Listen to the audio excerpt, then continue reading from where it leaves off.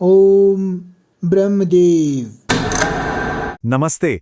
कभी सोचा है हिंदू कैलेंडर में एक ऐसा भी वक्त आता है जो जो पूरी तरह से हमारे पूर्वजों, हमारे एंसेस्टर्स को समर्पित होता है। हाँ, ये 15 दिन की एक खास अवधि है, परंपरा, श्रद्धा और यादों से भरी हुई। इसी को कहते हैं पितृपक्ष, और आज हम इसी के महत्व को थोड़ा और गहराई से समझेंगे। तो नोट कर लीजिए, ये पवित्र समय शुरू हो रहा है 8 सितंबर 2025 से। पर देखिए, ये सिर्फ 15 दिन नहीं है। असल में ये एक पूरा पखवाड़ा है, मतलब आध्यात्मिक तौर पर बहुत ही महत्वपूर्ण ऐसा समय जो हमें हमारी जड़ों से जोड़ता है। तो चलिए सबसे पहले यही समझते हैं, आखिर ये पितृपक्ष है क्या और इसका इतना गहरा मतलब, इतना महत्व क्यों है। अगर बिल्कुल सीधे साधे शब्दों में कहूँ ना, तो पितृपक्ष वो समय है जब हम अपने पूर्वजों, अपने पितरों को सम्मान के साथ याद करते हैं। इस दौरान श्राद्ध नाम का एक अनुष्ठान होता है। ये दरअसल उनकी आत्मा की शांति के लिए हमारा आभार, हमारा सम्मान जताने का एक तरीका है। अब देखिए, ये समय सिर्फ याद करने भर का नहीं है, इसका एक और गहरा कनेक्शन है, एक ज्योतिषीय कॉन्सेप्ट से, जिसे कहते हैं पितृदोष। ये शब्द शायद कई लोगों ने सुना होगा, है ना। पितृदोष कहते हैं कि ये एक ज्योतिषीय स्थिति है, पर असली जिंदगी में इसका मतलब क्या है, इसका असर क्या होता है। ज्योतिष शास्त्र की माने तो पितृदोष कुंडली में एक तरह की रुकावट जैसी है। ऐसी मान्यता है कि जब हमारे पूर्वज किसी वजह से अतृप्त या कह सकते हैं असंतुष्ट रह जाते हैं, तो उसका असर हमारे आज के जीवन पर पड़ सकता है। तो सवाल ये उठता है कि ये असर दिखता कैसे है, मतलब इसके क्या संकेत हो सकते हैं, क्या लक्षण हैं इसके।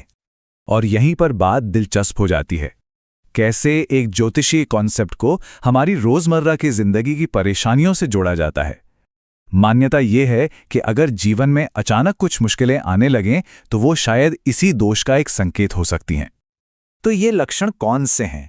देखिए, जैसे काम में अचानक से रुकावटें आने लगना, या फिर सेहत से जुड़ी ऐसी दिक्कतें जिनका कोई साफ कारण ही समझ ना आए, या फिर घर में बेवजह का क्लेश या तनाव, इन सबको पितृदोष के संभावित संकेत माना जाता है।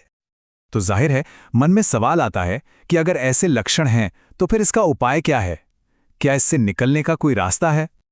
हाँ बिल्कुल, इस दोष से मुक्ति के लिए 3 खास उपाय बताए गए हैं। और सबसे खास बात यह है कि पितृपक्ष के दौरान अगर ये किए जाएं तो ये बहुत ही ज्यादा असरदार माने जाते हैं। ये 3 उपाय ना देखने में बहुत सरल लगते हैं, पर इनके मतलब बहुत गहरे हैं। पहला है तर्पण, मतलब पूर्वजों को जल अर्पित करना। दूसरा है पिंडदान, यानी उन्हें चावल के पिंड के रूप में भोजन देना। और तीसरा है दान, यानी जरूरतमंदों की मदद करना। देखिए, ये तीनों काम मिलकर श्रद्धा और सेवा का भाव दिखाते हैं। और बस यहीं आकर सारी कड़ियां जुड़ जाती हैं। अब समझ आता है कि साल के इन 15 दिनों को इतना खास, इतना जरूरी क्यों माना गया है। तो कुल मिलाकर बात यह है कि पितृपक्ष ही वो सबसे सही मौका है, वो शुभ अवसर है जब इन उपायों को करके पितृदोष के असर से मुक्ति पाई जा सकती है, और साथ ही अपने पूर्वजों का आशीर्वाद भी मिल सकता है। तो मैसेज बिल्कुल क्लियर है, अगर पितृदोष से मुक्ति का कोई रास्ता है तो उसके लिए पितृपक्ष का समय ही सबसे शुभ, सबसे शक्तिशाली माना गया है। तो आखिर में ये सवाल सोचने पे मजबूर करता है ना, कि अपने पूर्वजों को याद करना ये सिर्फ एक सदियों पुरानी परंपरा है, या फिर हमारी अपनी आध्यात्मिक बेहतरी के लिए एक गहरी जरूरत भी।